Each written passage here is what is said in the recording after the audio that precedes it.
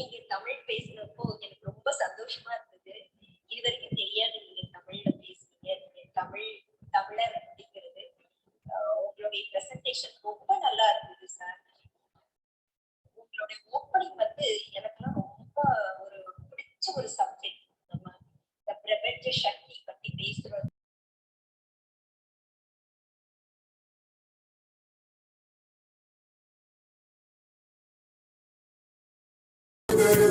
राम नारायणं जानकी वल्लभम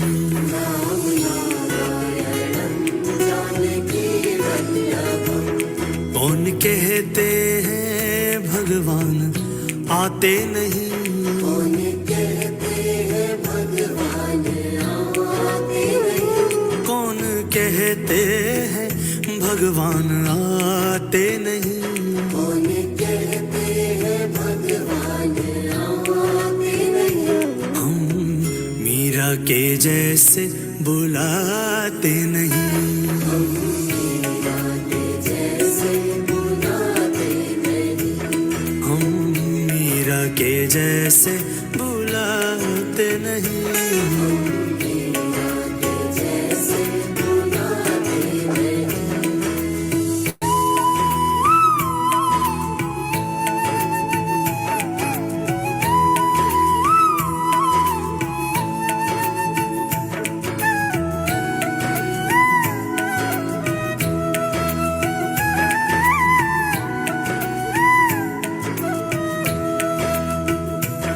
कौन कहते हैं भगवान खाते नहीं, कौन कहते हैं भगवान खाते नहीं, कौन कहते हैं भगवान खाते नहीं, कौन कहते हैं भगवान खाते नहीं, बेर शबरी के जैसे खिलाते नहीं, बेर शबरी के जैसे खिलाते नहीं, बेर शबरी के जैसे खिलाते नहीं, बेर शबरी के जैसे खिलाते नहीं, अच्युतम केशवम कृष्ण दामोदरम, अच्युतं केशवं कृष्ण दामोदरम्, अच्युतं केशवं कृष्ण दामोदरम, अच्युतं केशवं कृष्ण दामोदरम्, राम नारायणं जानकी वल्लभम, राम नारायणं जानकी वल्लभम्, ओ राम नारायणं जानकी वल्लभम, राम नारायणं जानकी वल्लभम्।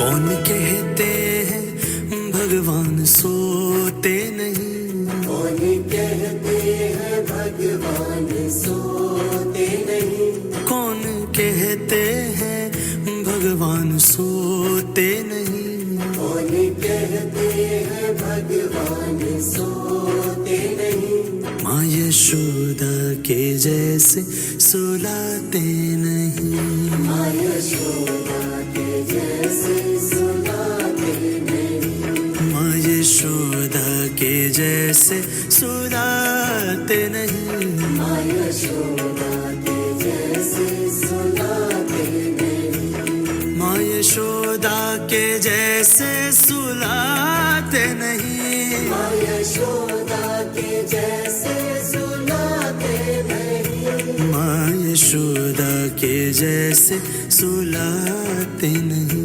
माँ यशोदा के जैसे सुलाते नहीं, अच्युतं केशवं कृष्ण दामोदरम, अच्युतं केशवं कृष्ण दामोदरम्, अच्युतं केशवं कृष्ण दामोदरम, अच्युतं केशवं कृष्णदामोदरं राम नारायणं जानकी वल्लभम् राम नारायणं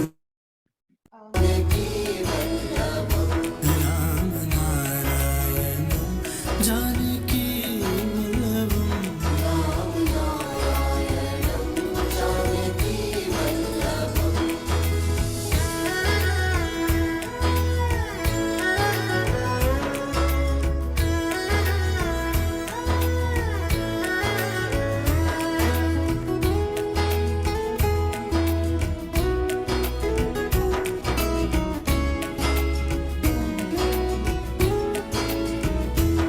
कौन कहते हैं भगवान नाचते नहीं कौन कहते हैं भगवान नाचते नहीं कौन कहते हैं भगवान नाचते नहीं कौन कहते हैं भगवान नाचते नहीं गोपियों की तरह हम नचाते नहीं गोपियों की तरह हम नचाते नहीं गोपियों की तरह हम नचाते नहीं गोपियों की तरह हम नचाते नहीं अच्युतं केशवं कृष्ण दामोदरम् अच्युतं केशवं कृष्णदामोदरम् अच्युतं केशवं कृष्ण दामोदरम् अच्युतं केशवं कृष्णदामोदरम् राम नारायणं जानकी वल्लभम् राम नारायणं जानकी वल्लभम् ओ राम नारायणं जानकी वल्लभम् राम नारायणं जानकी वल्लभम्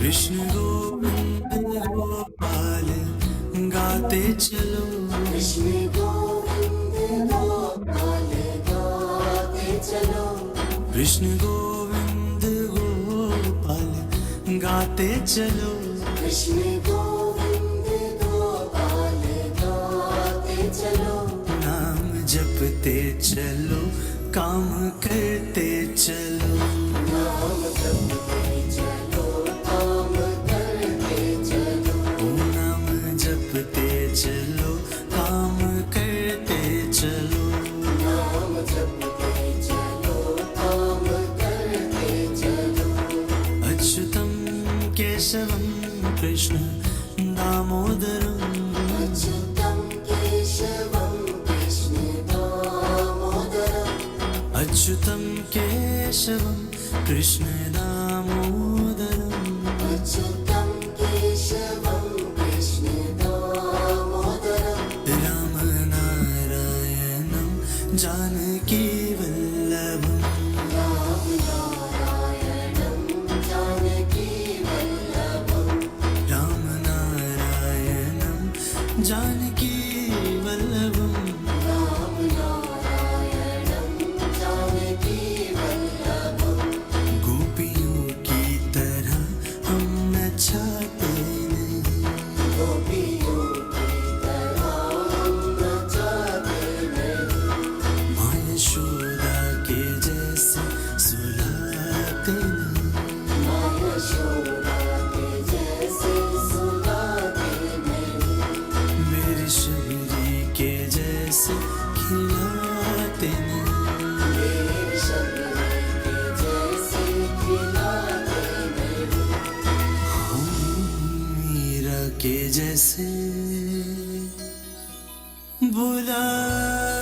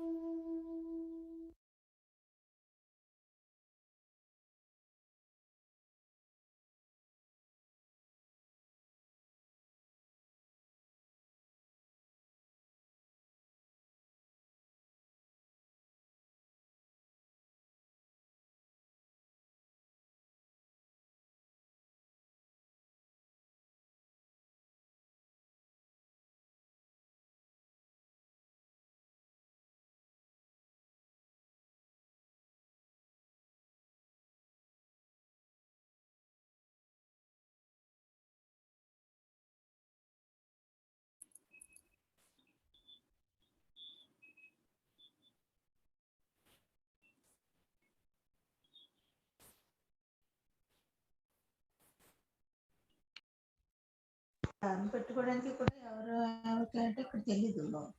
అందుకని ఎవరిని పిలిపించలేదు. మధ్య మధ్యలో ఇక్కడ ఏదో ఇక్కడ ఇంట్లోనే చేస్తారట. చేసి ఇస్తారట. ఇక్కడంతా మా హోటల్లా ఉంటుంది, ఇంట్లోనే చేస్తారనమాట. మనం యాప్ ఏదో ఉంటుంటే యాప్లో బుక్ చేసుకుంటే వాళ్ళు డోర్ డెలివరీ ఇస్తారు.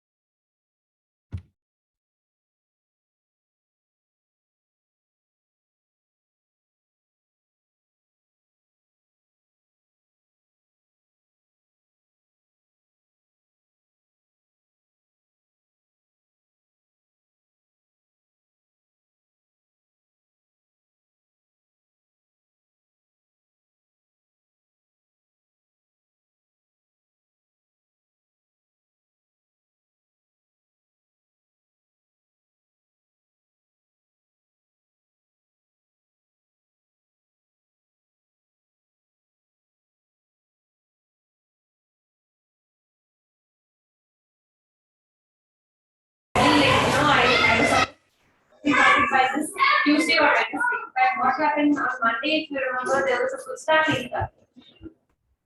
So it breaks every, I mean, just 4 or 5 days, you remember, I just told you, like 4 days.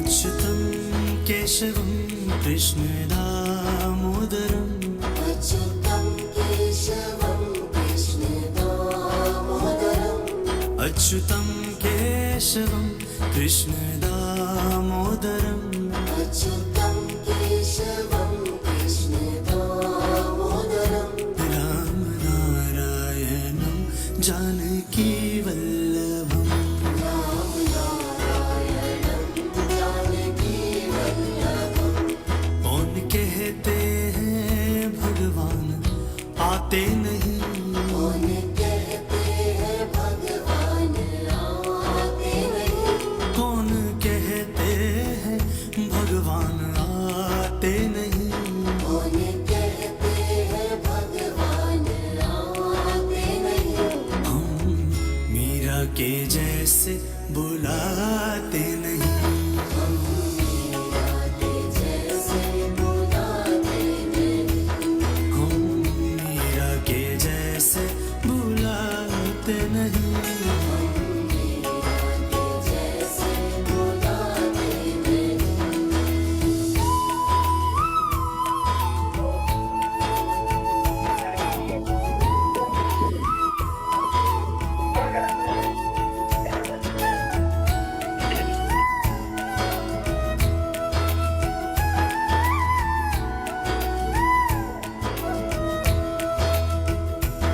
कौन कहते हैं भगवान खाते नहीं कौन कहते हैं भगवान खाते नहीं कौन कहते हैं भगवान खाते नहीं कौन कहते हैं भगवान खाते नहीं बेर शबरी के जैसे खिलाते नहीं मेरे शबरी के जैसे खिलाते नहीं बेर शबरी के जैसे खिलाते नहीं मेरे शबरी के जैसे खिलाते नहीं अच्युतं केशवं कृष्ण दामोदरम् अच्युतं केशवं कृष्ण दामोदरम् अच्युतं केशवं Krishna दामोदरम्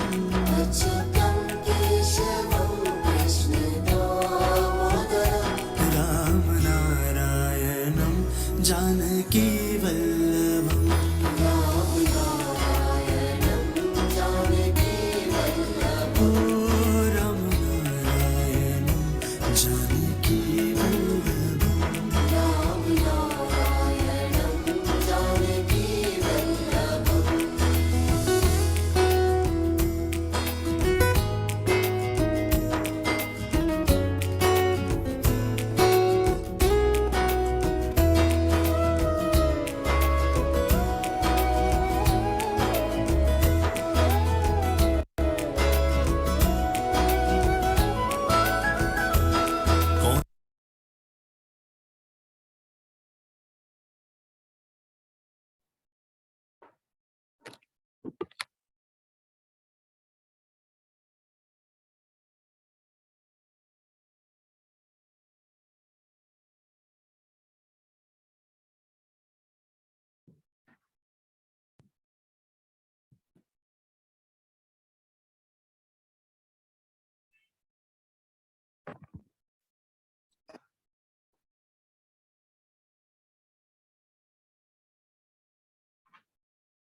Good evening, friends. Thank you for assembling here at this late time in the evening. We will begin today's master workshop on the science behind storytelling with a prayer to our motherland as usual. Unmute. Can you all hear me? Yeah, now. Okay. So what I suggest is, as I play the prayer, those of you who can stand up, kindly do so. Others can keep your videos muted.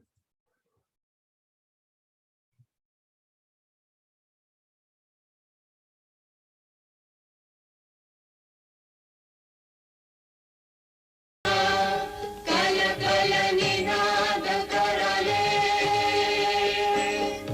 कोटि कोटि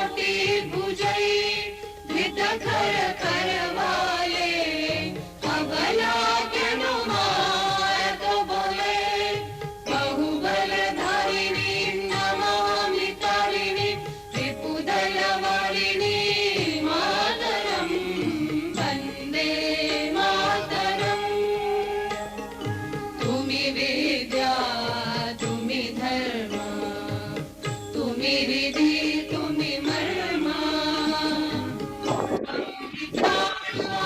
शरीरे बाहुते तुम्ही मा शक्ती हृदये तुम्ही मा भक्ती तुम्हारी प्रतिमा गढ़ी मंदिरे मंदिरे वंदे मातरम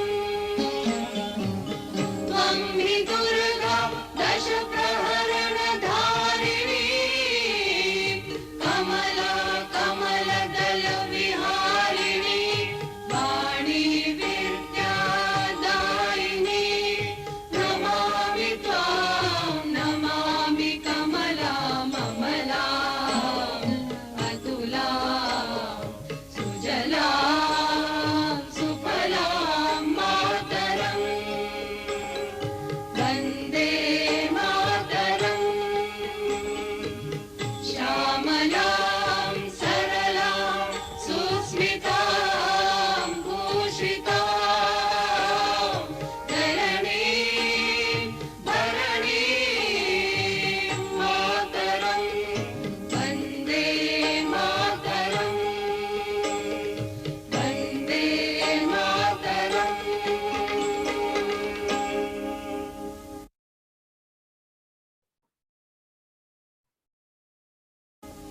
भारत माता की जय।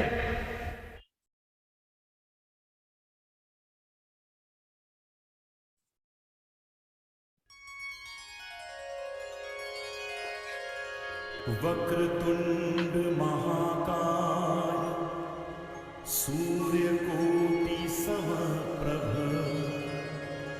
निर्विघ्नं कुरु मे देव सर्वकार्येषु सर्वदा।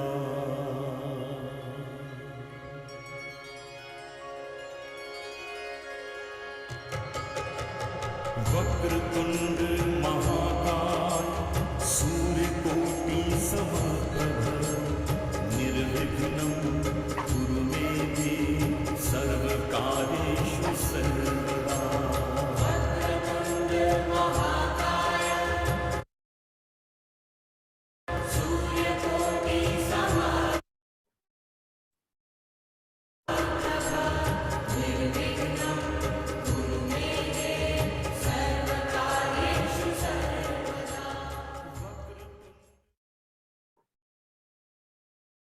Intention drives energy. Let us create within ourselves the intention to attain the highest level of expertise in whatever we do. And may Lord Ganesha remove all the obstacles in our way to achieving it. Humans have used stories for over 100,000 years now. The question is, what did they use the stories for? After all, written communication, as we all know it, came into existence only around 6,000 to 7,000 years back. And Western culture in the developed world, as we understand it today, started en masse reading and writing only a few hundred years ago. You'll be surprised, my dear friends, to know that current research indicates the stories predate language. They predate language. In the beginning, there were stories. Language came much later. Language coming after stories is another very confusing aspect which we need to understand. So before moving forward, let us understand what the origin of language means. As far as our experience and understanding goes, language is the foundation for stories, so it is necessary to understand how stories can predate language. Because after all, we are all habituated to telling stories only in language. What is the relationship of language with human evolution, its consequences, and what has been the subject of study for all these years and what has come out of it. The origin of language has been a very, topic of debate. There are 4 different, distinct theories, each vying with the other to explain language. The first is called the continuity theory. Continuity theory builds on the idea that since language is an extremely complex thing, it could not have evolved all of a sudden, that it must have gradually evolved from the prehistoric times with the pre-linguistic, usage systems among the human primate ancestors. This is what the continuity theory says. This is directly opposed by the discontinuity theory of which Noam Chomsky is a great proponent. The discontinuity theory takes a totally opposite approach, that language as a unique trait cannot be compared to anything found amongst non-humans. So it must have suddenly appeared during the course of human evolution. Normal evolution cannot explain language because even other animals have evolved, but in them language has not appeared. This is the discontinuity theory. Now then, there is the theory which says language is genetically encoded. Some consider language mostly as an innate faculty which is genetically encoded and passed on from generation to generation. Still others, and they are also very strong in their, giving proof about what they are saying, is that language has happened because of social interaction. It's a cultural system, and unless there is a social interaction, language could not have developed. Now, each of these 4 have very powerful arguments in support of what they are saying. But something else also happened. What happened was in the form of James Herford, Michael Studert, and Chris Knight. These scientists have discussed in their findings in their book, The Origin of Language and Cognition, Approaches to the Evolution of Language. This team of scientists hold that language evolved not from primate communication. They say that language has not evolved from primate communication, but from primate cognition, which is much, much, much more complex. In other words, they say that the connection of language is not with communication, but with cognition. Since we are using language to communicate with each other, we think that language is connected to communication, but it is not so. Language is connected to cognition and not to communication.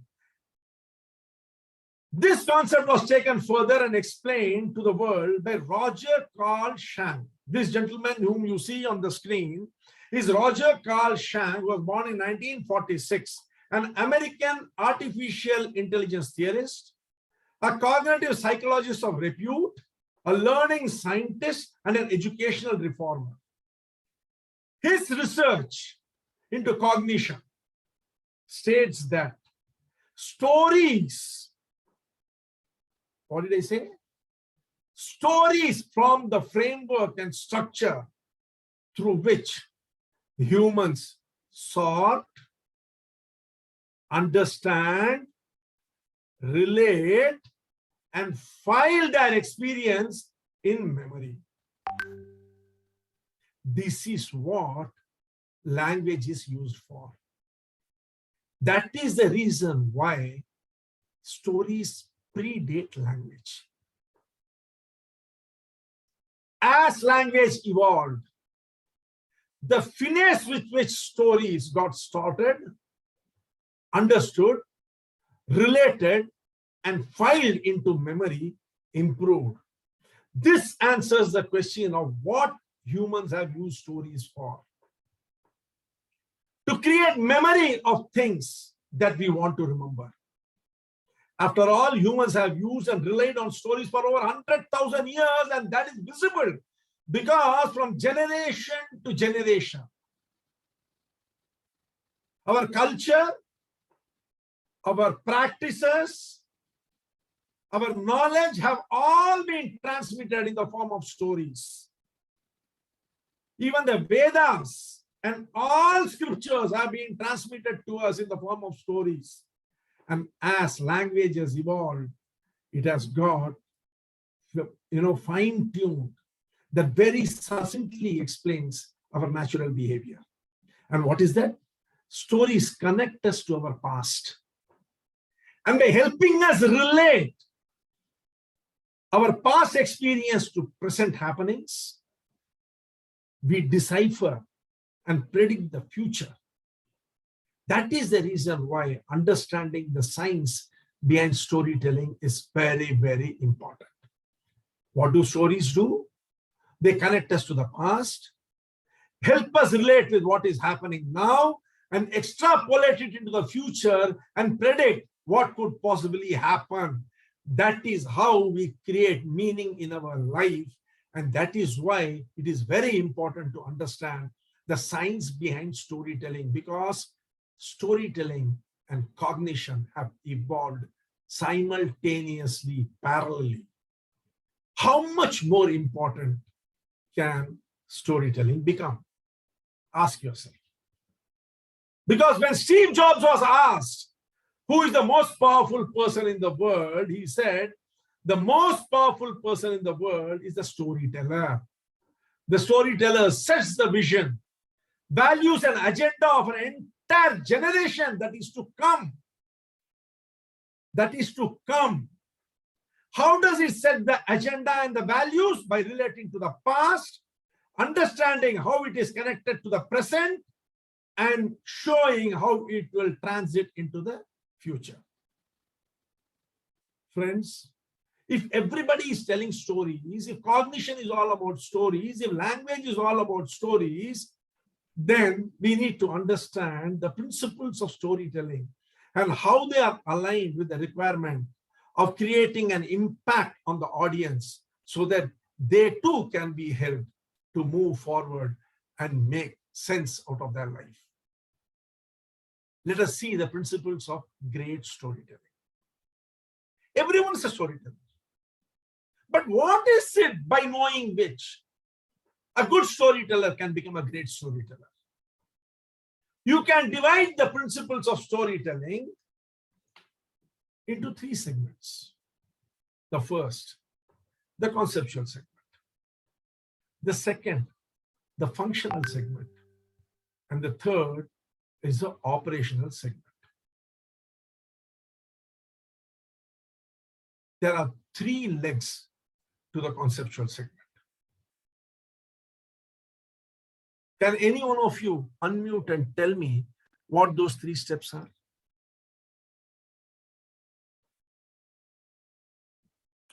Yeah, conceptual, operational, and functional. Yeah. So what are, and conceptual has three steps, three legs. What are those?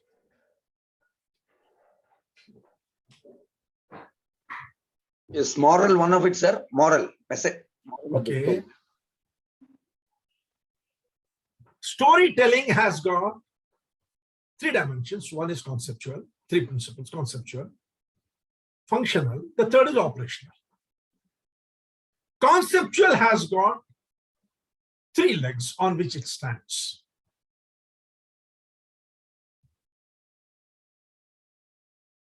Okay. It's plot, theme, and subject. And the three legs are plot, theme, and framework or subject. okay, who was that? Mr. Vairamani. Okay, let's see.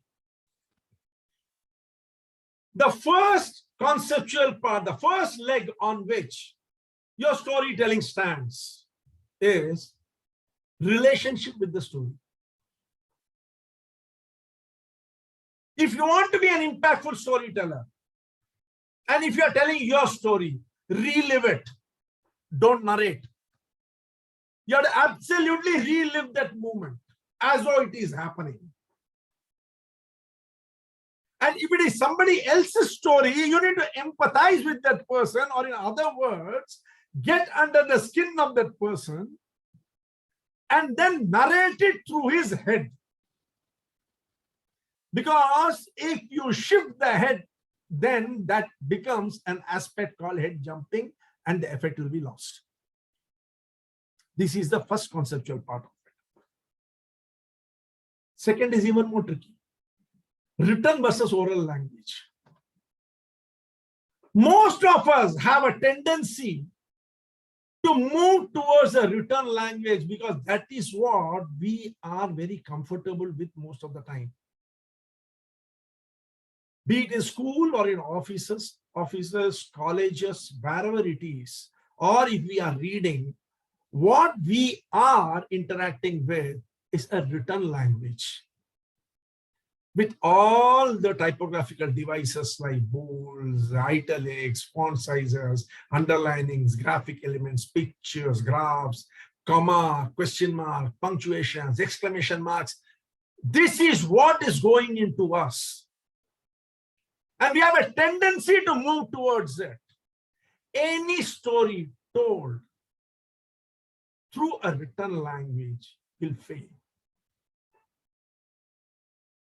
It will not work. So a story has to be told in an oral language. And what is an oral language? The language which you use to communicate with your family and friends when you are not even conscious that you are talking to them. Are we conscious when we are talking to our wife or our children or our parents or our friends? No, we just talk. We just communicate. Whatever comes in our mind, which is relevant to the context, we speak out. A story told in that way will only appeal. A story which you have tried to construct consciously is a story constructed by the written language, and it will not work. It will fail. This is the reason why most people find it extremely difficult to tell a story, because they take time out to construct it and then deliver. And in doing so, they move towards the written language and it falls on its face. And the third conceptual aspect is the imagery. One of the fundamental mistakes that storytellers make is they visualize the scene in their mind and then narrate it. No. Storytelling is all about creating a mind meld. What the Princeton University neuroscientist Yuri Hansen spoke about, mind meld. Mind meld is when the portion of the mind, brain, which has been stimulated and lighted when you are telling a story, gets lighted and stimulated in the mind of the audience. That is when a mind meld happens. That means you and the audience merge as one single mind. That will be possible not if you narrate the story, but you transfer that image into that other person's mind. For that, you will have to use all your abilities of transferring it through visual, kinesthetic, and auditory imagery. So what you see, you simply relive it. You don't narrate.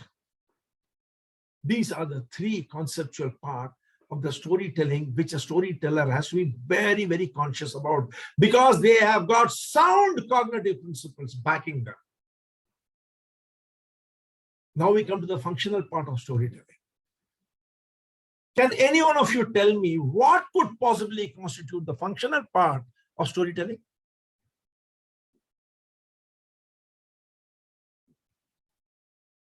What do we mean when we say functional part of storytelling?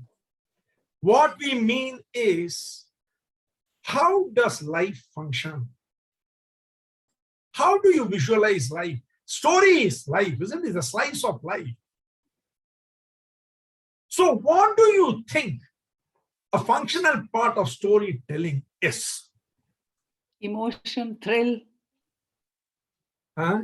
Emotion and thrill. Story should have some emotions, thrill.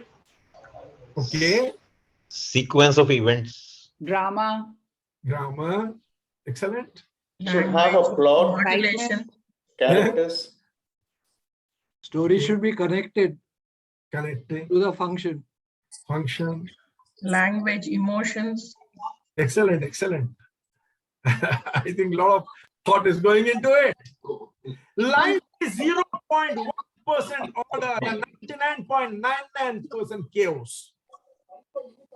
Will everyone mute, please? I can hear noise in the background.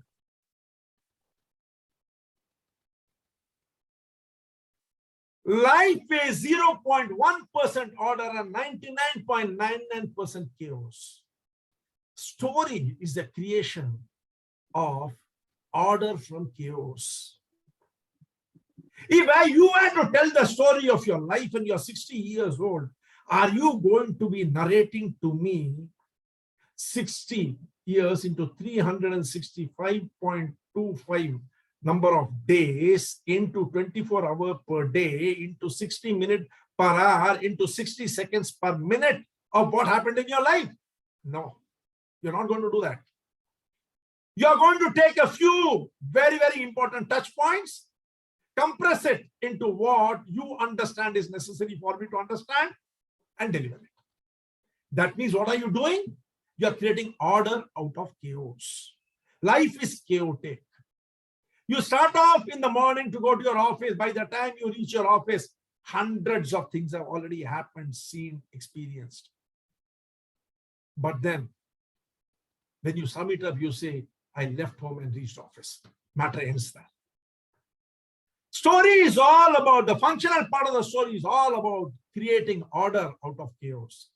And profluence. It has to move forward. All stories must possess a quality called profluence. In cognitive science, profluence means the quality of forward momentum. Constantly, it should keep moving forward. Life moves forward from the moment you are born. The only purpose of life is to move forward till the end, last moment when you depart from this creation. This is the functional part of the story. So the functional part of the story is, number one, the story should create order from chaos. That means every unnecessary element not relevant to the story should not be there. Second thing is there should be an element of forward movement to it. The conceptual part is relive the incident if it is yours, empathize and relive through the protagonist if it is somebody else's story. Don't use a written language. Use simple conversational language, the spoken language. And finally, don't narrate what you visualize, but transfer what you visualize. The functional part is create order out of chaos, trim the story down to its absolute functional elements, and ensure that it moves forward. Now we come to the operational part. To understand the operational part, you have to understand how cognition works. Because that is where the story is going to operate. Story is all about stimulating your mind to solve, understand, relate, and file the experience in your memory. That is what story is used for by the human mind, isn't it? That is the operational part of the story. To understand that, you'll have to understand how cognition and storytelling are aligned. For that, we need to understand the right brain and the left brain. The right brain and the left brain are connected with the corpus callosum. Friends, please mute. The right brain and the left brain are connected by the corpus callosum. The right brain is a subjective entity. It is emotional. It is totally consumed by spatial and visual representation. It understands the world through visual representation, through spatial representation, through emotion. It is totally subjective. And the left brain is totally objective, analytical, mathematical, sequential. And that is where the language resides. It creates the language with which it communicates. It decides how the structure of the language should be. So you have to understand the science of cognition through the right brain, and then the secret of the storytelling through the left brain. Because this is why in the left brain, the story is going to be constructed. You'll have to understand it. There has to be a mind meld between you and your audience. You have to understand how the right brain of the audience is going to be stimulated when you create a story which is meant to stimulate it. And then you go ahead and create the story and deliver it. While your audience will understand and appreciate the story with the right brain. There has to be total synchronization between the right brain and the left brain. And how does that synchronization occur? Here is the right brain, here is the left brain. The left brain is very objective. What do I want to tell in my story? What is the objective of my story?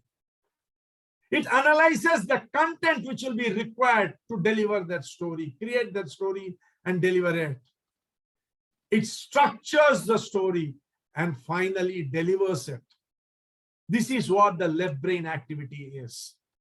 You objectively look at the purpose of the story. You analyze all the elements and the content that you have got. You structure it, sequence it, and you deliver it. As that happens, the right brain receives it, relates to it subjectively, as though it is happening to it. Imagines itself in the position of the protagonist. Spatially distributes the elements of the story, visualizes it. Or in other words, what has it done? It has sorted out all the things which the left brain has delivered.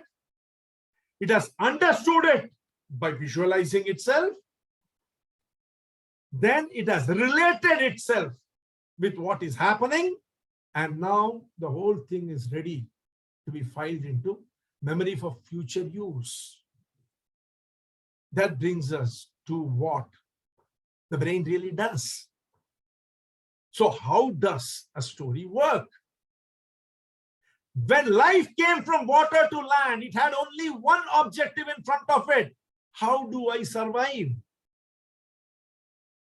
Survival was a major question for it. It was alone. And in that survival came the focus. It had to be focused. It could not digress here and there. It cannot daydream. It has to be alert every moment. It was engulfed by emotion. The predominant emotion was the emotion of fear and need to survive. So it had to create an agenda. The agenda was understand the surrounding, relate to its experience, predict what was going to happen, visualize such a situation as it happens, understand the conflict and the change that it has been subjected to. And all these it did by creating stories. That answers the why stories of the operational part of it. Stories are mediums for you to survive. Enhance your focus. Align the surrounding to your agenda. Visualize yourself in the protagonist's position.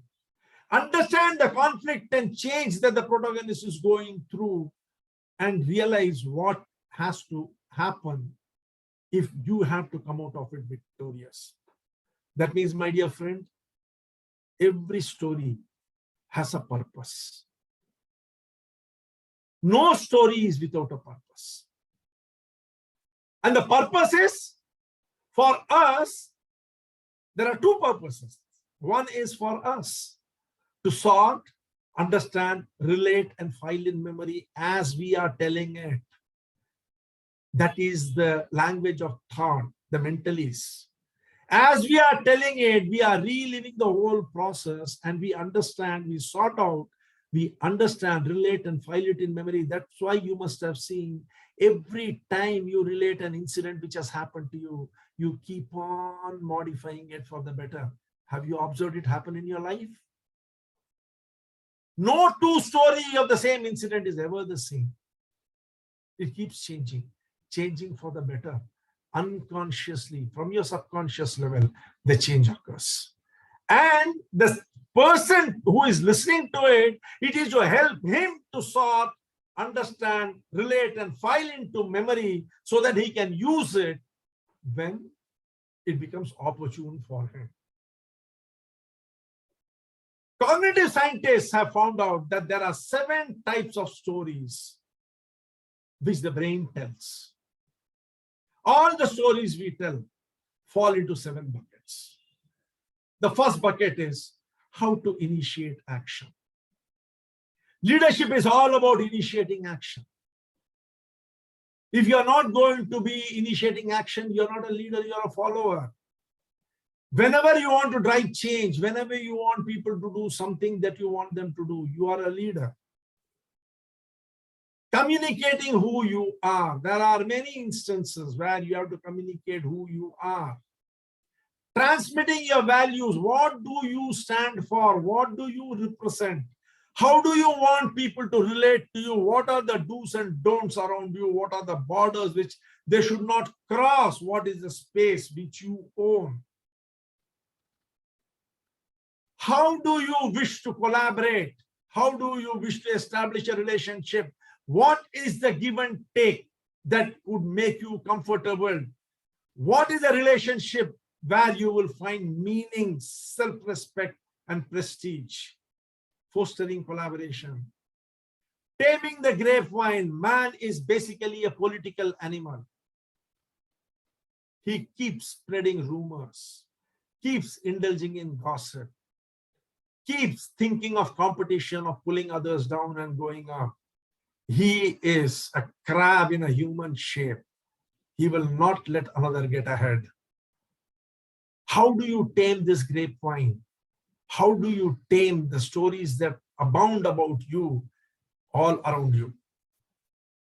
How do you lead people into the future? You have a responsibility towards your family. You have a responsibility towards the society that you are in. You have a responsibility towards the corporation that you are a part of. So how do you lead them into the future?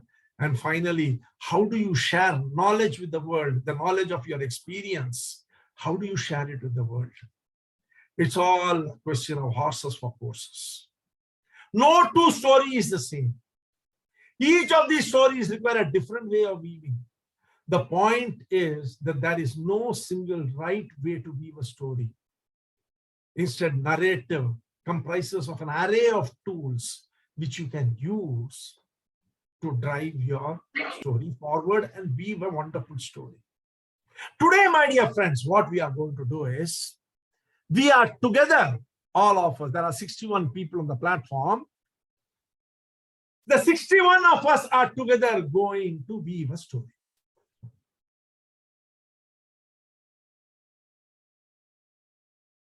And what is the story we are going to weave? Which story would you like to weave?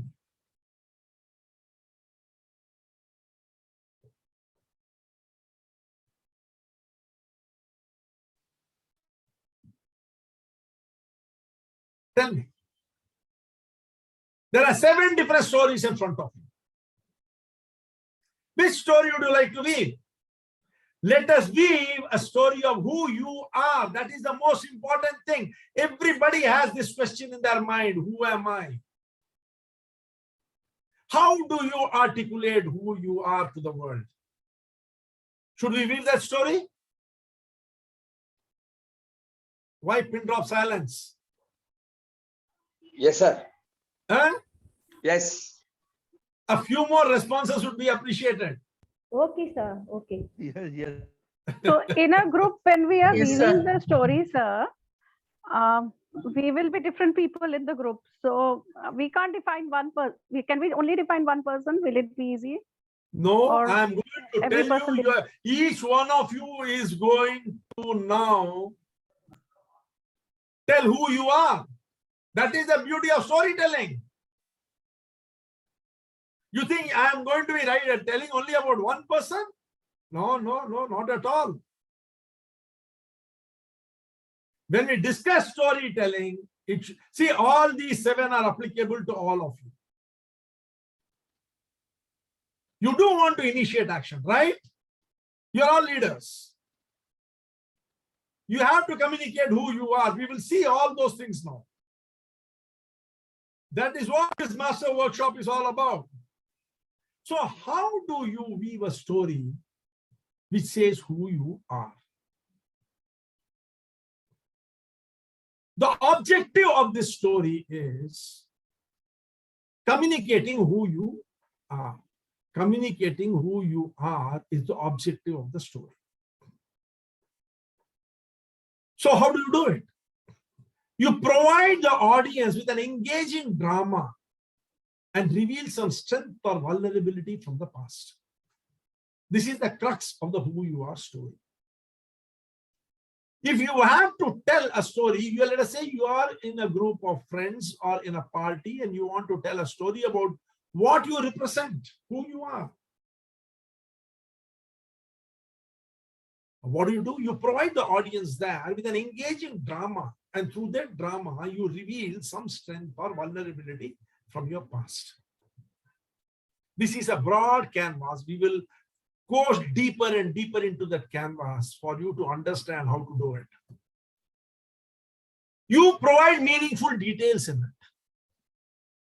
You provide meaningful details in it. And the outcome should be, at the end of the story, what should be the response? Yesterday we had the learning moments, when at the end of the learnable moments, once the learning is complete, you should know what the outcome is. So how will you know what the outcome is in this story? How will you know that? Can anyone tell me? How will you know that you have achieved the outcome of communicating who you are? Through expressions of the audience. Your audience. Yes, Through your audience so expression. what is that expression? How well they have taken with their reaction. How will that reaction show? The wow effect. Huh? Wow effect. Okay, wow is it? Good. How much they are aligned to your story emotionally? Yes, good. The audience get the message we intend to convey. Correct, but how will you know they have got it? By experience. They empathize with us. Correct. They will say, I didn't know that was him. Yes. Now I see what she is driving at. Please mute. Now I see what she's driving at. That means the objective of the story, when you are communicating who you are, you provide an engaging drama which will reveal some strength or vulnerability from your past. You add details to it by which the listener will come out with the feeling. The feeling generated inside him is, wow, I didn't know that this was that person. Now I see what she's driving at, what she is. This sort of a feeling will come. That will be the time when you will know that you have achieved your object. That brings us to why you need to tell who you are. Because once upon a time, the world was very small. The number of people were very less. And all of them were in one place. I'm sure many of the elders here who are of my age or even maybe older than me would be able to relate to this. That we all knew each other. The entire locality knew each other. The neighbors were very close friends. It was like a family. We all knew who was doing what, who was having a relationship with whom, who was earning how much. Everything was known. But today that is not the case. The number of people have increased, but hearts are distance each other. You don't even know your neighbor. In your housing complex, I doubt if you know your neighbor also. That is the way things have become. So it is necessary for you to tell your story. The question is, what are the circumstances under which you need to tell who you are? Can you think? Think of a few circumstances in which you need to tell who you are.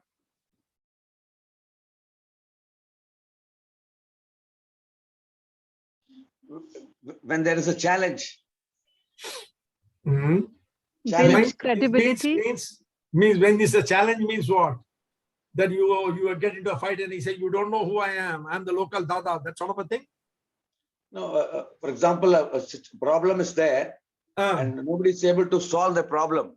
So at that time, if the person can rise to the occasion and solve the problem, then the challenge will help him achieve it. I think so. Okay. Yes, somebody else is answering. Build credibility. Okay, build credibility. So if I have to clarify a situation to a few people in some problem, and they have to know about me, so I have to tell them who I am and what is my background, so that they can relate the story to me. Right. Very good. All of you are right in your own way. Let us organize it a bit more. Why tell your story when it is the first encounter that you have with an individual or with a person? When someone is nominated to a position in the office or in the family, you get married, you go to your in-laws' place, people are apt to be very interested in learning who you are. This is an obvious opportunity to satisfy the interest with some concise and aptly chosen personal storytelling. You can't tell, I'm a very honest man. I'm a very tough guy. I'm a very bold person. I'm very short-tempered. You can't tell all these things, but you have to communicate it. So how do you do it? By aptly chosen personal storytelling. At the first encounter, when people don't know you. Then when a difficult decision has to be taken, people would like to know the reason why you are recommending a particular decision, whether you have any interest in it or not, whether there is a conflict of interest, whether it will affect them by accepting your decision, whether your decision will work. Under these circumstances, as a leader, you have to let them know that you are a person on whom they can trust and depend, and they can follow your decision and come out successful. And the third is when you have to coach or counsel someone. When people around you, your employees, your friends, the society, your family members are in a troubled situation, and you are giving them an advice, if they need to accept it, then you have to give it in the form of a story. Because if you tell it bluntly on their face, they may reject it. In these settings, a personal story of how you handled an analogous situation, crisis, may be an effective method of getting them to follow what you are telling. Who you are is a story, not introducing yourself as an individual, but introducing yourself as someone others can depend on, trust, lean on, take support from, listen to. This is a very, very important story. It requires tremendous amount of finesse to deliver. We are now going to see, we are now going to craft a who you are story. In crafting a who you are story, you need to remember that you have to reveal yourself implicitly. If I assert directly that I'm an honest and trustworthy person, then the audience may begin to wonder, why is he saying such things? What's in it for him? Why is he telling he's honest? Maybe he's a dishonest guy. That's why he's again and again reinforcing that he's honest. The modern audience, has been bombarded for so long with half-truths by politicians, by commercial companies, by everyone literally around them, that they have totally lost trust on whatever is told. So how do you tell about yourself? And secondly, you are not what you appear. You are unique through the experiences you have had. And those experiences you are not wearing on your shirt sleeve for people to see. And you can't tell directly that, I was attacked by 10 gundas, I bet them and came away. I am a karate master, I am a judo black belt. They'll say, yeah, this guy's gone rockers. So how do you tell? How do you reveal implicitly your story? That is very important. So in crafting your story, remember, your traits have to be revealed implicitly. That means you have to reveal your traits without talking about it. Second, exploit the fractal nature of life. What do we mean by fractal nature of life? How many of you understand this fractal nature of anything? What is the fractal nature of anything? The more you dig inside, the more details you get. The disjointed, the disjointed things, like anything is that not is clean. fractured, not fractal. No, there's a difference between fractured and fractal. You see, a snowflake is totally symmetrical. You take any part of the snowflake, it will be symmetrical with every other part. Now, why do we say life is fractal? You take one single cell of your body, the DNA in it is the DNA which is there in every part of your body. That means any small incident of your life also represents you. You don't have to tell too many things to be able to explain what you are. The mind is strong enough. If you can construct a small event and tell it, it will be able to structure the entire life of that person. That is called the fractal nature of life. That brings us to the third one. Be authentic. Don't talk off your hat. Please remember one thing. One of the biggest advantages of being authentic is you don't have to remember what you said. Otherwise, you'll have to remember it. You'll have to be very precise. And one of the biggest giveaways for a person telling a lie is he will be 100% accurate every time. Truth is never 100% accurate every time. There will be changes to it. As I told you, human nature is such that every time it relives an experience, it modifies it. It improves upon it. That's how it creates memory. That's how it creates learning. That's how it transits into the future. So please ensure that in crafting your story, you're very, very authentic. Number 4, focus on the turning points. Life has got multiple turning points. Use the turning points to give an insight into what you are, because it is in those turning points where the improvements occur. When you fail at something, you learn something. The next step is success. If you fail at something and you feel you can't live anymore, the next step is further failure. That is also a learning. So it is the turning point. Focus on the turning points to deliver your message. Always keep a positive tone.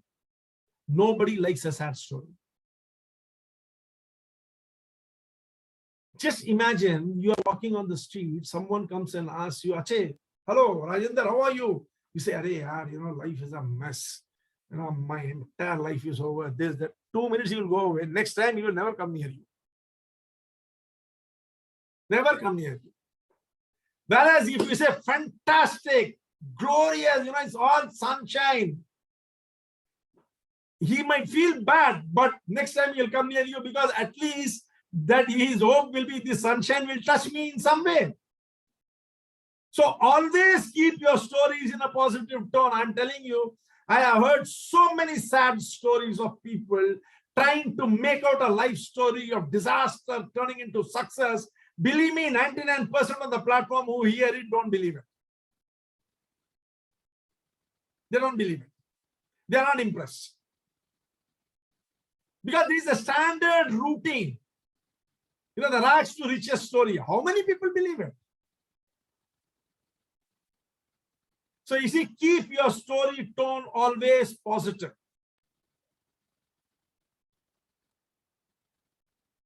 Tell with context. Don't go out of context.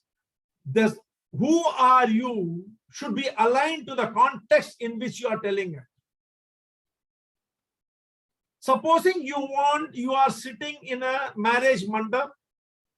People are talking about marriage, good, bad, ugly aspects of marriage. And you are telling about who you are. You want to give a message that you are very happy with your marriage, and marriage is all about compromise. Marriage is all about understanding, mutual love, surrender, and considering and caring. The context is a marriage mandap. Telling this story will be appropriate. In the marriage mandap, when people are talking about it, if you start telling about a career opportunity you got and what you did in the interview, will it gel? Will it make sense? Will it relate? So whatever story you are going to be telling about you as to who you are should be in context. Use humor. Always use humor. Never be serious in your storytelling. Humor is the best way to stick a story to the subconscious. And finally, use emotion to spice up the story. If you need to exaggerate a few things, doesn't matter, exaggerate it. People love exaggeration. People love broad canvas. You know, and they lived happily ever after. Is the biggest exaggeration possible, but we all want the story to end like that, don't we? You get into a movie hall, the hero and the heroine, they meet each other as enemies, and you know in the last scene they will be together. If they were not, would you like that movie? You will not. So spice up emotion with the story and make it a success. Don't overstate your good qualities. Don't try to project yourself as, you know, the ultimate in good. Everyone knows people are a mixture of good and bad. That is why right in the beginning when I was telling that tell about a story which reveals your good as well as your vulnerabilities. Now, friends, we will do a small breakout room activity. What is the breakout room activity? If this is how you should craft your story, what sort of stories will you tell? And what should they contain? In other words, what does the story basket, who are you, contains? Is it clear? I have told you, you know, how to structure a story, what all elements should be there, when you can tell your story. Now you have to tell me what are the type of stories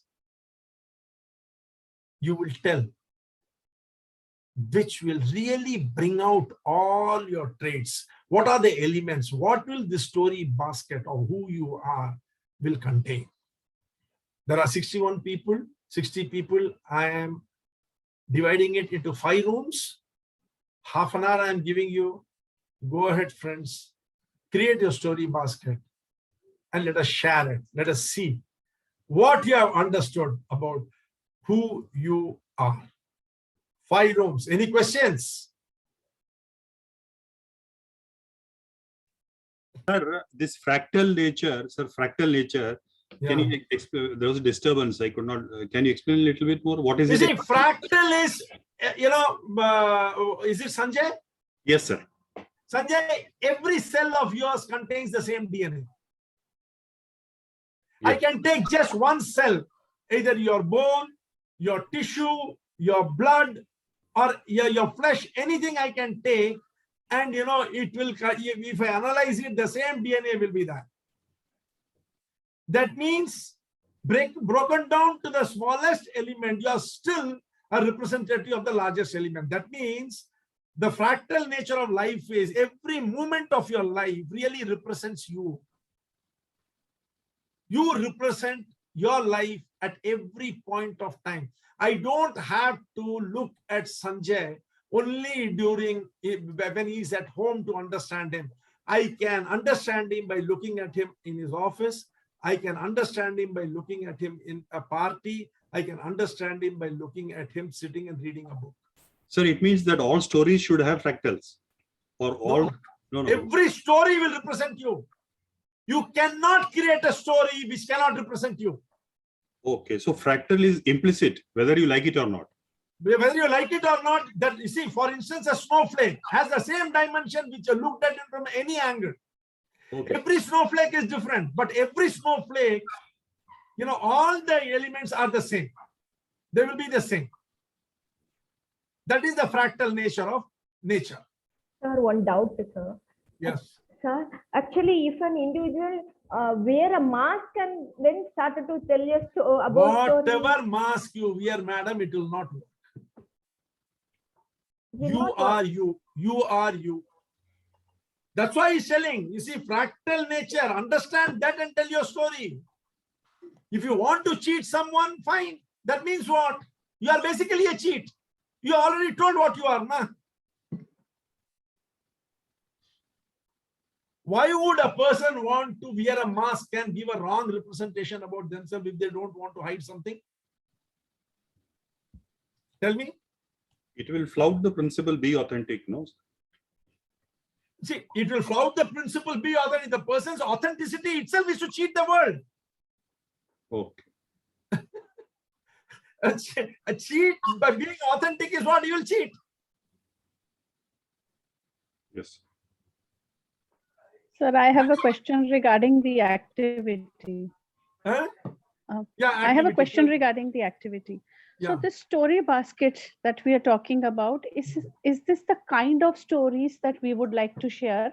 Yes. Or is it my story that I want to share? I don't want your story. Your story will be a part of that. My story will be part of What those is the different type of story you will create? What will you keep in mind when you are creating that story? Is it clear? Yes, sir. I'm opening all the rooms. What is the Please time? proceed towards your room. What is the time, sir? Half an hour.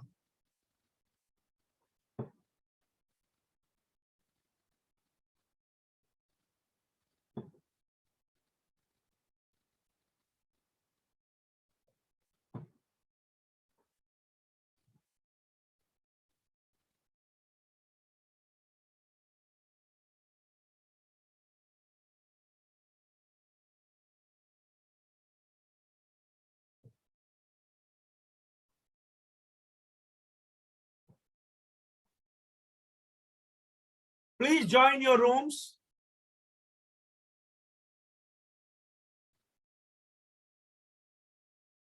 If you are having difficulty in not understanding how to join the room, please tell me.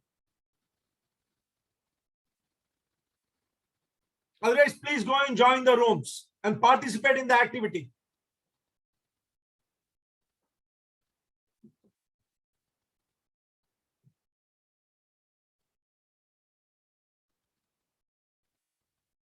Mr. Atul, are you joining the room?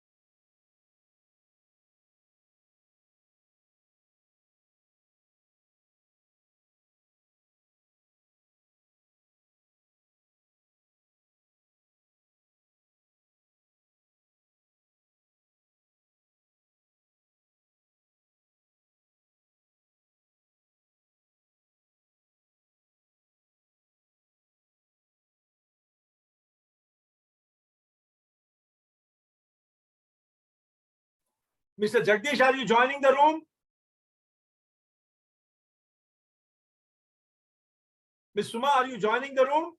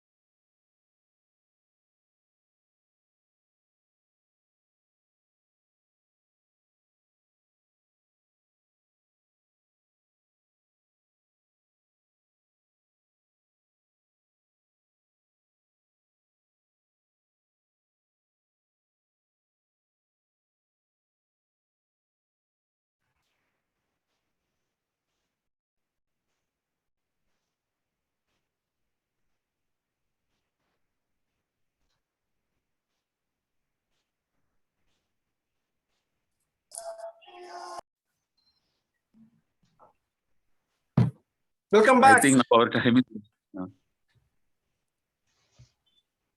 Welcome back, friends. So, how was the experience? Excellent, sir. In what way? Like we could see ourselves in different levels, no? So that Okay. how we are, how we could have been, and how we should be. Okay, excellent. So now there were 5 rooms, isn't it?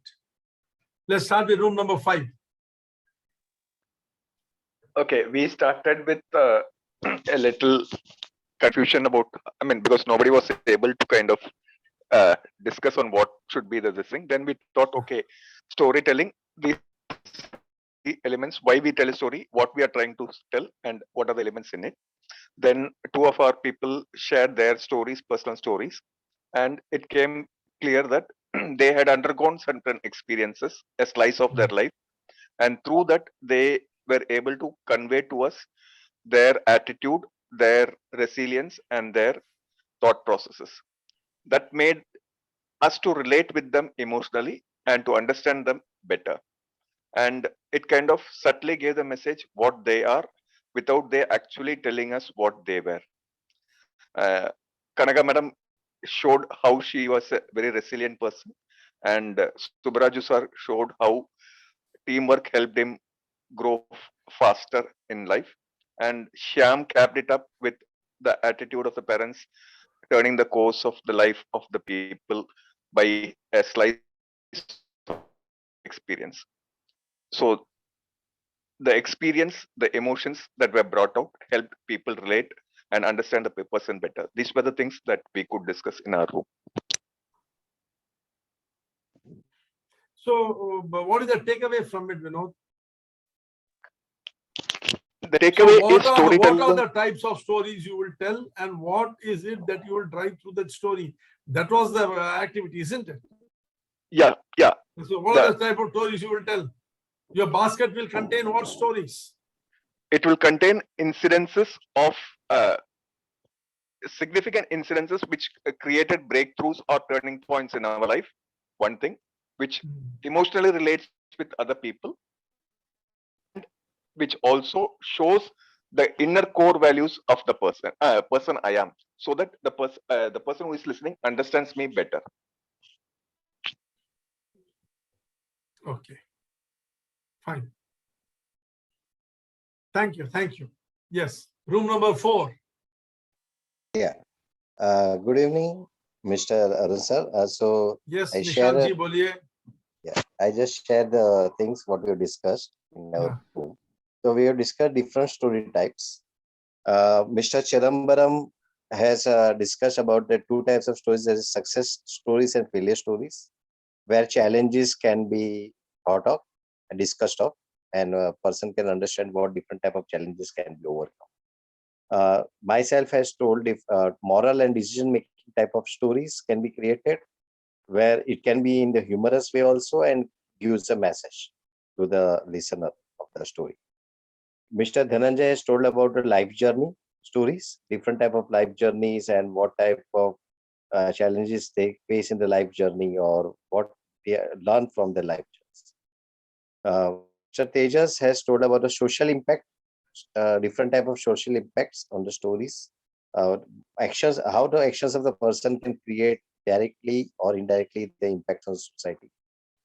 Mr. Bunny has told about story type of personal growth. It can be a success growth in a career, or it can be a life success, or it can. Other type of stories which can be discussed by all the people in the group is fictional type of stories, fantasy stories, and biographical stories. Excellent. A huge basket of stories. Good. Thank you. Right. So room number 3. Thank you. A lot of work has gone into it. Yeah. I think that is our room, if I'm not mistaken.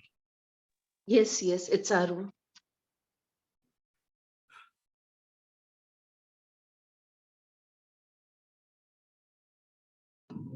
Yeah. I'll just tell, but if anybody wants to add later on, we'll see. But basically, actually, in our group, what happened is that we got glued to one story by Mr. Rajan, who gave an initiative, actually what he chased for a number of years. So that's why we called it like a personal initiative, which was implemented through teamwork in an organization as a kind of success at work kind of a thing. Then we have a story that can be how we overcome certain adversity or certain completely big challenge. There can be like a an objective driven story, like for say saving environment. Towards that objective can we create a story. There can be from failure to success, or there can be a complete rejuvenation, means the phoenix, actually, like which actually has a rebirth kind of a thing. So I think, but somehow we got glued in this one thing only. We got actually a lot of time invested only in that one item, actually. So we have these many things in summary. Yeah, Okay. I will May I just add add, something, Arun sir, sir? one thing. I related a Sure. story in which I didn't tell anything about me, but everybody Yeah. was telling after the story about me only. Good. Can I It's add a one personal point, sir? success, actually, which is actually you wanted to create it as a team effort, right? Always portray as a team effort. Right, and it has many dimensions also, which I didn't say, but people were able to relate with that, empathize with that. So it was a way of storytelling that way also. Yes. Excellent way of storytelling. Thank you. Sir, can I add 2 points here? Yeah, sure. From Please, group number please. 3. Please. So again, sir, there can be stories in terms of beliefs that we have. So at times, believe in God, believing in yourself. So in that context also, we can have our stories. We can have stories of people contributing in our life and the learnings that we can have in our life through their influence, through their qualities or their contribution. Those are the 2 points from my end. Thank you. Okay. Now we come to room number 2. Thank you, room number 3. Excellent inputs. Room number 2, please.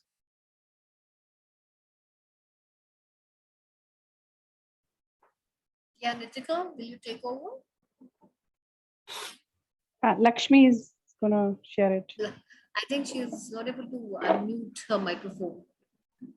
Oh, That's she what is? she's put up in the chat box. Oh, okay. So I shall start, and maybe Yotsna, you can add. Yeah. Can you please increase the font? So we initially started with the different categories, but we got a little hint that there are 3 types. So we went into the search of 3 types of the stories, which we realized. And one of the team members, he suggested that it is as is, as if, and moral. These are the 3 categories, based on the different genre.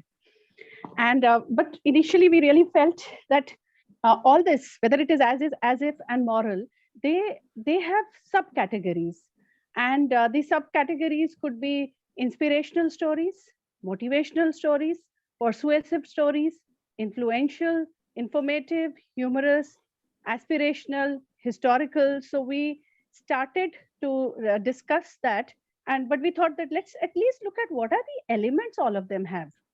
So when we looked at elements, so something like an inspirational, motivational, we felt that one of the key elements there could be struggle. There could be more, but we could only within the time frame discuss these many.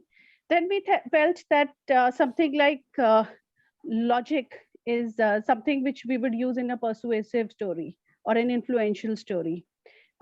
In a historical story as well as an informative story, we would talk about data and knowledge, facts, authentic facts. Then in terms of an aspirational story, there could be goal, which could be one of the elements that we felt. So we were just defining and adding some more subcategories when the time got out. Okay, good. Thank you, sir. Thank you. Rule number 1. Room number 1. Room number 1, Habib sir. Are you going to tell? Are you going to? Can you hear me? Yes, you can. Okay, I just come from a very energetic speaking with the master of the master program, sorry, diploma di master program. There is a lot of journeys which we can talk about, emotionals which we can talk about, but I didn't hear the context of your storytelling. But let me try one 30-second story just for the sake of everybody. One old man come with a handphone repair shop and give the handphone to the repairman. The repairman took the handphone and look at it. There was no repair. It is good phone. So he returned back to the old man saying that there is no repair. It is good in perfect condition. Then the old man asked, why if it is perfect, why there is no call coming from my kids? That's it. Such emotional stories can impact. Thank you, Mr. Arun. Okay, so what do I understand from this, Habib? At least wo bhi bol do. Storytelling, you can touch emotion, you can touch lot of emotion and a lot of sensation. You know, friends, I'm extremely surprised that We have thought process about from humble origin to go, then drama, emotional creation of emotional, and then the giving just solution. maintain all of you silence for 1 minute and ponder over the question I'm going to ask now. Am I so lucky that I am on a platform where people have never told stories?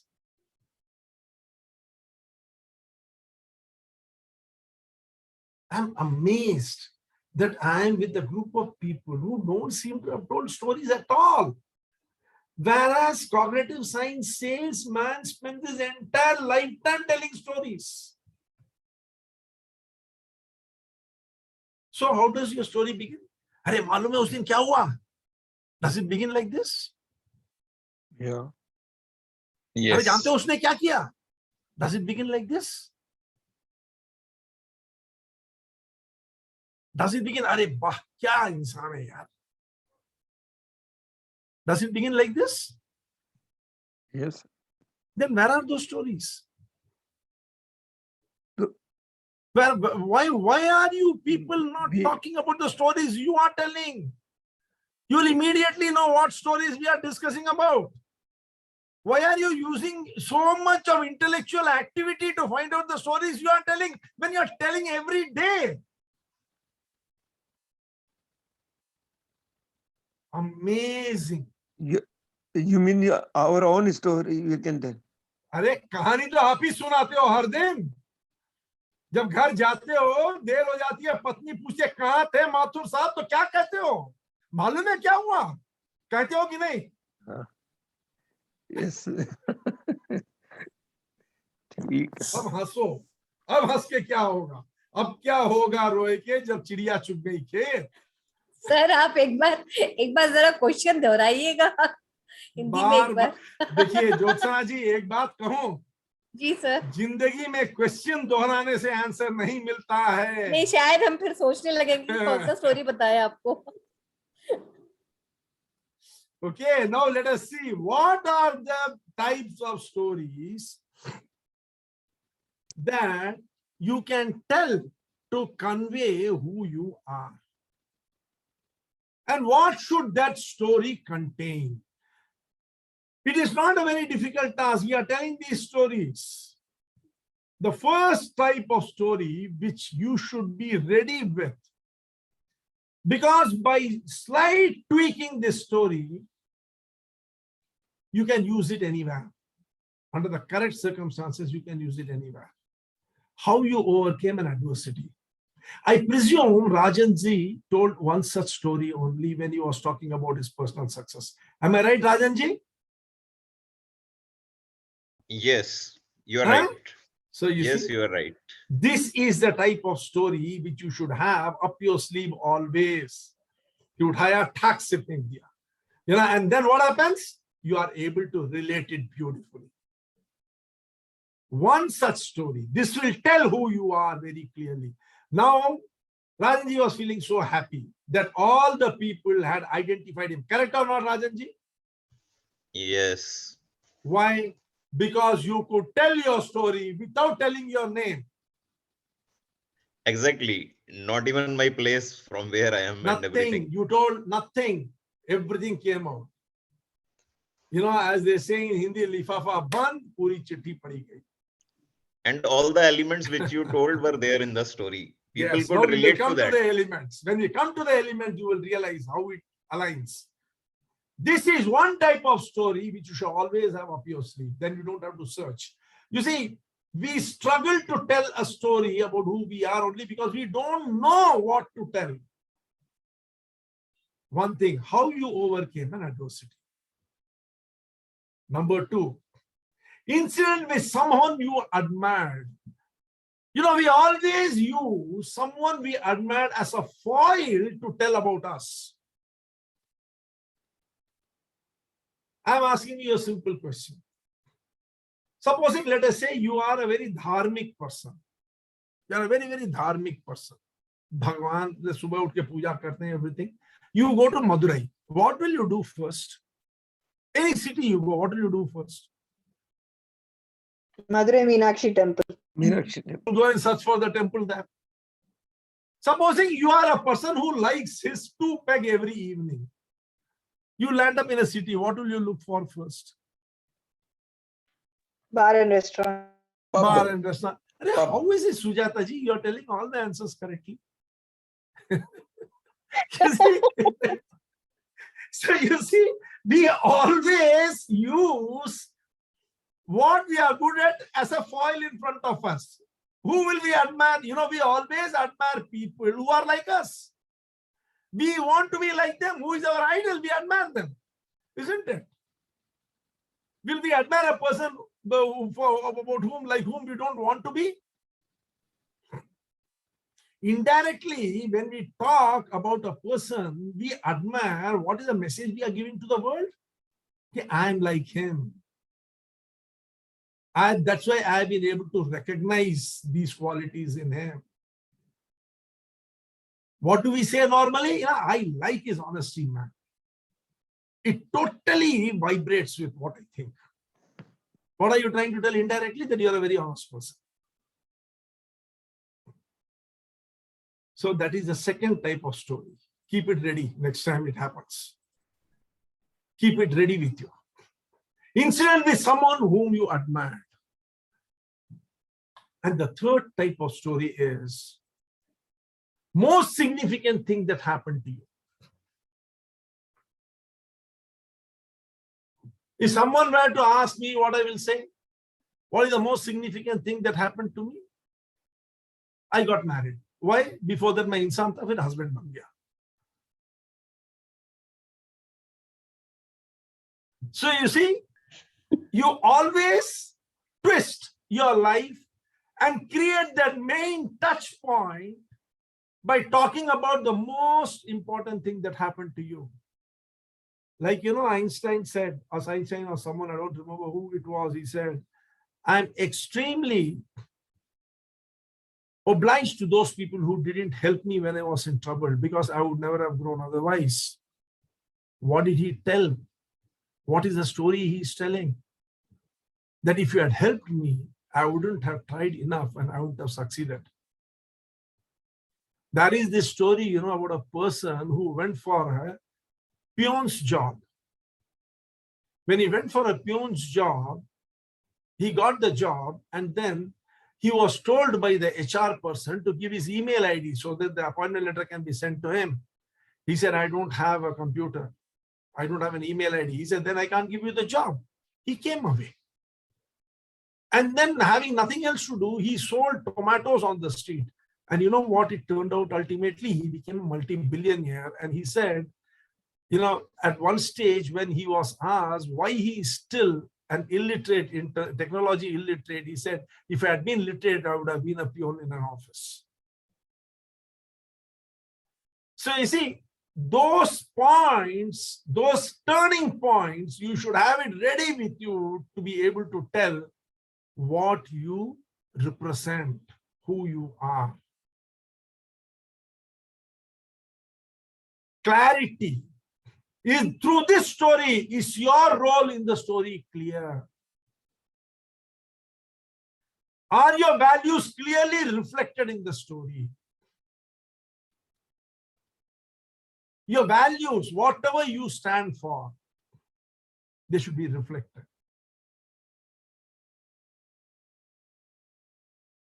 Second thing is it distinctive? Does the story reflect what is unique about you? Everyone has got something unique. Don't make yourself a generic entity. That is not the purpose of the story. The purpose of the story is to bring out your uniqueness. You can tell a story how you overcame an adversity. You can tell a story about an incident with someone whom you admired. You can tell about the most significant thing that has happened in your life or at that period of time or in that context. Ensure that you are very clearly the protagonist in it. There should be no second thought that you are the protagonist. It should be distinctive in that your uniqueness should come out of it crystal clear. If the uniqueness of Mr. Rajan Varshney was not there in that story of NTPC, people would not have recognized him as the protagonist of that story, even when he did not talk about it. And finally, is it consistent with what you stand for? People are seeing you. People are seeing you. You talk about bravery. But the moment an adverse situation comes, you go back, run and back and stand in the back of everybody. Then you are not consistent. You have no right to talk about bravery. Bravery is when you are willing to take the first bullet to save everybody else. That is bravery. There is a very thin line between bravery and cowardice. The brave are afraid after the event, the coward are afraid before the event. This is the only line. So are you willing to come and stand in front before the event occurs and take it on your chest? If you are, then you can talk about an incident where you exhibited bravery. That means what? You should be consistent. There should not be a dichotomy between what is visible and what you're talking. That is how important stories are. If you can create a basket of these three stories, how you overcame an adversity, incident with someone whom you admired, most significant thing that happened to you, which is very clear that you are the hero of that story or the heroine of that story, your your uniqueness is distinctly visible and it is consistent with what you appear to be, then you have got your basket full. But what really needs to be remembered is to be successful in crafting and telling a story, you need to know the science behind the storytelling. There are 11 layers to cognition which has to be crossed. Even in the smallest of story, even if it is a 2-sentence story, there are 11 layers of cognition which has to be crossed, because whether two sentences or 20 pages or 2000 pages, remember one thing, it has to penetrate to the subconscious and stick there. Only then your story will have an impact. Research in cognitive science says that there are 11 layers. And when you are able to peel these 11 layers and tell the story, you will be able to grab the attention of the person to whom you're telling the story or to the audience. You will help the message stick to the mind. You will be able to influence behavior and get the desired action out of the masses or the individual. You'll be accepted as a leader, and above all, you will be remembered. In short, you will become enormously successful in life. I'm sure at this juncture, one question is coming in your mind. Is it possible for me to learn all the 11 layers, be able to peel them off, penetrate and put into place the story that I want to, scare away all your doubts. You can, you will. Definitely each one of you can become very successful. All that you need to do is join my master workshop on the science behind storytelling. It is from the 5th of February to the 19th of February, every week, and Saturday, Sunday. Saturdays 7 to 10 in the evening, Sunday 10 to 1 in the morning. The fees is 7,500. You will get 3 months of hand-holding and free consultation to build your stories. You will be able to learn as a group. You will get a template which will help you effectively implement all these things. The entire video recording of the course will be made available to you. A certificate will also be provided, and you will be networking with like-minded people. Click on the link and register today. Day after tomorrow is the course beginning. The program dates are 5th, 12th, and 19th of February, 7 to 10. Sunday, 6th and 13th of February, 10 to 1 a.m. To remind you once more, when Steve Jobs was asked who is the most powerful person in the world, he said the most powerful person in the world is the storyteller. The storyteller sets the vision, values, and agenda of an entire generation that is to come. Friends, in true storytelling manner, I would like to sign off by telling, and they lived happily ever after. Thank you. I'm posting the link.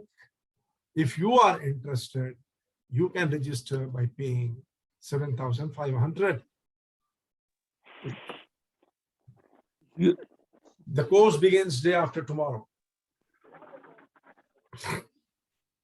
Any questions? I'm open for questions. Hello, sir. Yes, Mr. Mahendra.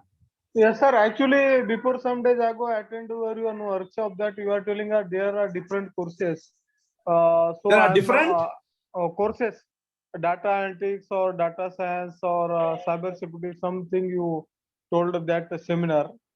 No, that is what I'm telling is various universities are talking about how they are driving all these things through storytelling. No, that day, before some 15 days or 1 month ago, I was attending one program of yours. That day, you are explaining that courses. I want to do such course, data science. That is Diploma Master Trainer course. It is beginning on 15th of April. 14th of February is the first introductory webinar for that, Mr. Mahendra. You can join, come to the webinar.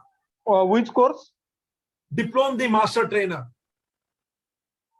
It is a course which will help you to master the online presentation format, which will be very helpful in your career as well as become a master trainer at the international level. No, I am asking that that courses you told, cyber security, data science or AI, that day you are telling that those are among the top 10 career options which are now available in the world. That courses you are teachers. No, I'm not taking those courses. No, no. Okay. No. Okay. Oh, I am asking that. Okay. You were told so many things about storytelling, it still remains. That is, I done 9 hours you have told about storytelling. And you are thinking that still there is anything about storytelling. क्या बात कर रहे हैं? ये सब तो introductory webinar है. So introductory webinar. ये तो शोरूम है माथुर साहब. गोडाउन तो भी बाकी है. शोरूम में इतना बता दिया आपने. You showed the what will be godown बहुत बड़ा है. 75 घंटे का गोडाउन है. ठीक है सर. जिसमें से इस कोर्स में आपको 18 घंटा दिया जाएगा. तो बाकी और है. अरे बहुत है, बहुत है. You know, cognitive science is an ocean, Mathur sir. See, what we are going to be discussing in the science behind storytelling is the 11 layers Each layer corresponds to one aspect of storytelling. First layer you peel, one aspect of storytelling will come out. Second layer you peel, the second aspect will come out. Like that, when you integrate all the 11 layers, you will have a very comprehensive understanding of how storytelling works, how the mind works, and why some stories stick, some don't.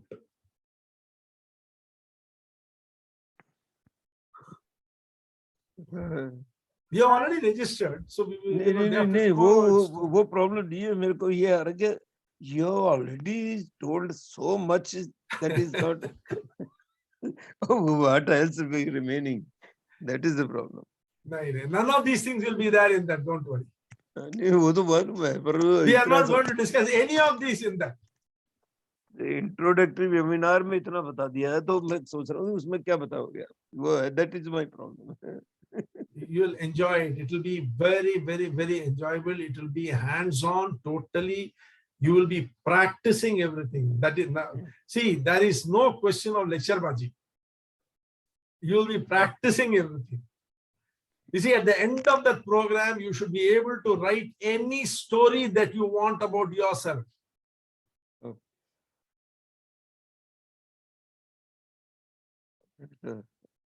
And then after that, in the next 3 months, I will help you to write every story of yours. Yeah, Nitika ji, you have already done it. You already registered. Thank you. Only Yes, thing. Thank you. Sir அந்த காலத்துல இது பாடு பேசுறதுன்னு சொல்லுவாங்கல்ல பாடு பேசுறது Please talk in English, madam. Others should Sir, also understand.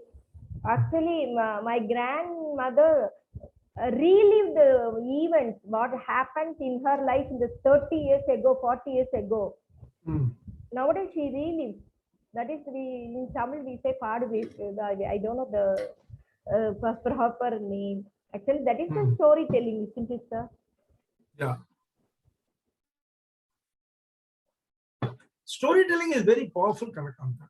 If you know how to sell a story, you have the world in your pocket. You know, even as a child, you know, when I used to come home late, my mother used to open the door and ask me, so now what story are you going to tell us for being late? That is how she used to welcome me inside the house. My credibility was very low at home. Because they know I will always come with some story.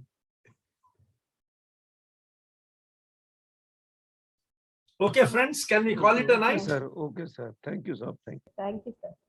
Thank you. Good night.